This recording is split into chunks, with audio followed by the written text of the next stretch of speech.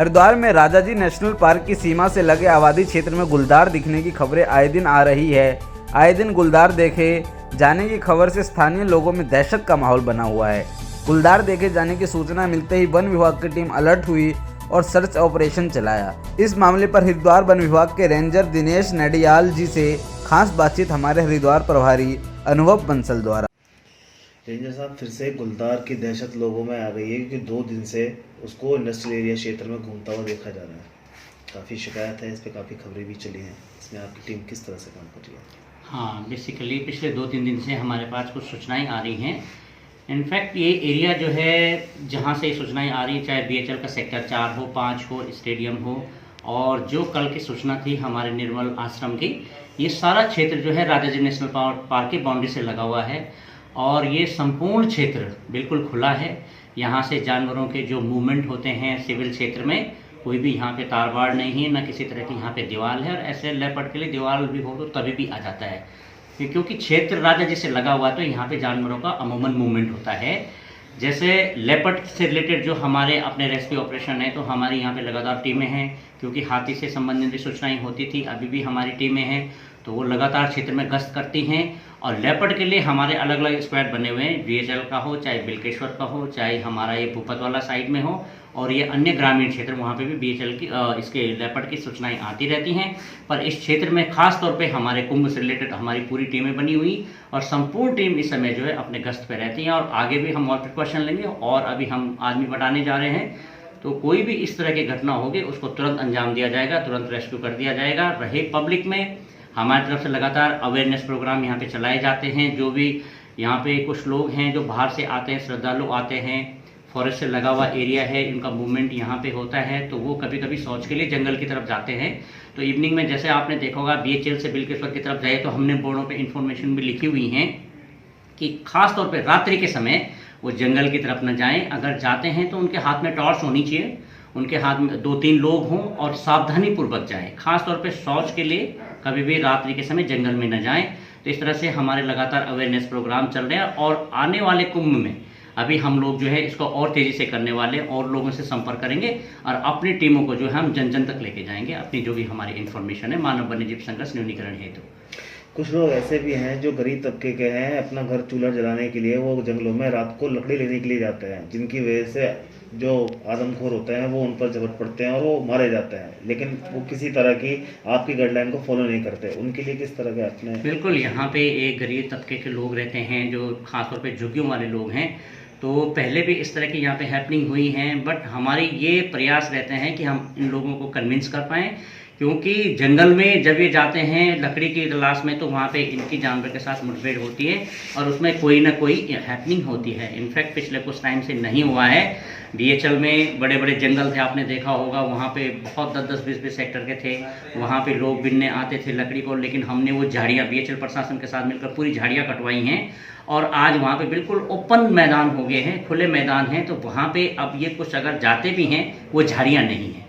तो मेरा अपना खुद का प्रयास रहेगा कि हमें खास तौर पे इन लोगों को डिमोटिवेट करना है कि जंगल में न जाएं।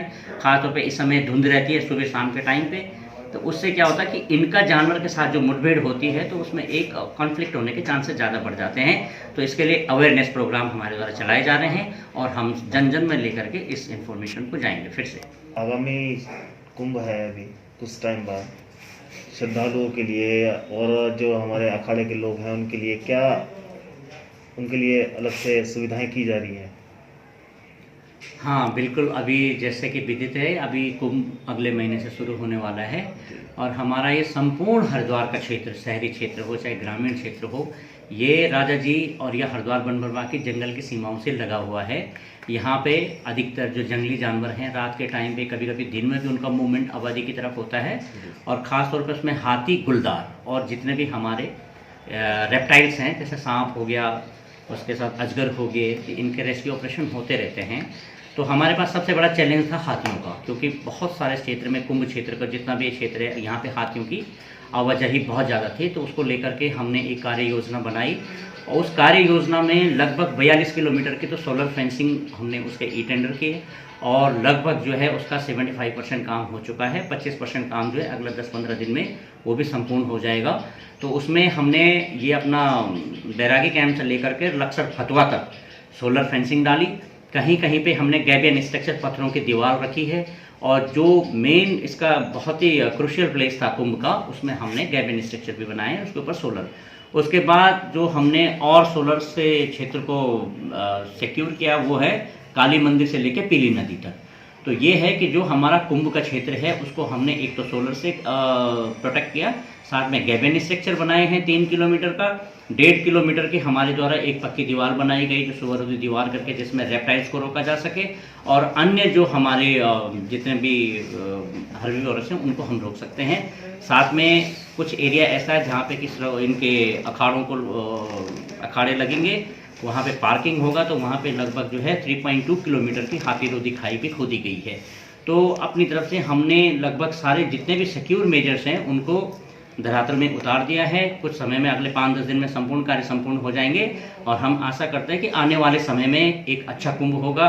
सबको हम सिक्योरिटी प्रोवाइड करेंगे। साथ में जो हमारे और स्ट्रेटेजिक प्लेस हैं, जैसे हमारे मजाड़े हो गए, तो इन्फॉर्मेशन गैदर करने के लिए हमने 5 वाच टावर बनाए हैं, जो कि श्यामपुर रेंज, रसियापड़, हरिद्वार और लक्सर रेंज में हैं।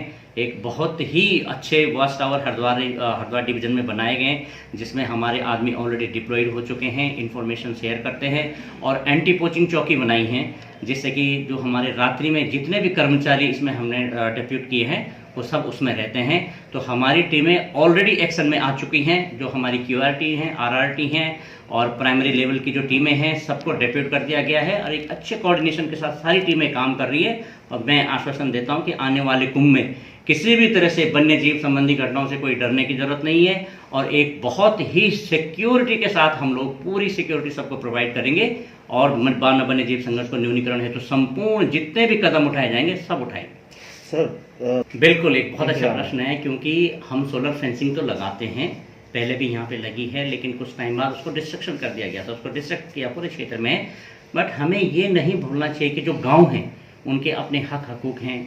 गंगा नदी है, गंगा नदी में उनके अपने रिचुअल्स होते हैं, जिसको लेकर के उनके हमेशा एक टेंशन सी बनी रहती है। तो जो हमने कार्य योजना बनाई, हमने सबसे पहले ग्रामीणों के अधिकारों को देखा कि हर गांव में एक गेट छोड़ेंगे, और वो हमने इस सोलर लाइन में एक एक गेट हर गांव में छोड़ा, क्योंकि वो अपनी भैंसों को पानी पिलाते हैं, महिलाएं नदी में जाती हैं, उनके अपने जो दाह संस्कार होते हैं वो नदी में करते हैं। और साथ में हमारी ये भी योजना कि आने वाले समय में हम कुछ ग्रामीणों को उसमें जो एक रोजगार दे सकें, जो वहाँ गेट पे ड्यूटी करेंगे।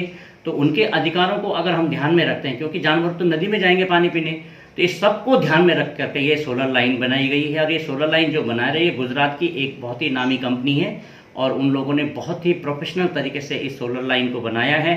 तो आशा करता हूं कि इसमें ग्रामीणों के भी हमें बहुत अच्छे फीडबैक मिल रहे हैं, और वो भी इसमें हमें सपोर्ट करेंगे, और ये सोलर लाइन एक अच्छा कार्य करेगी।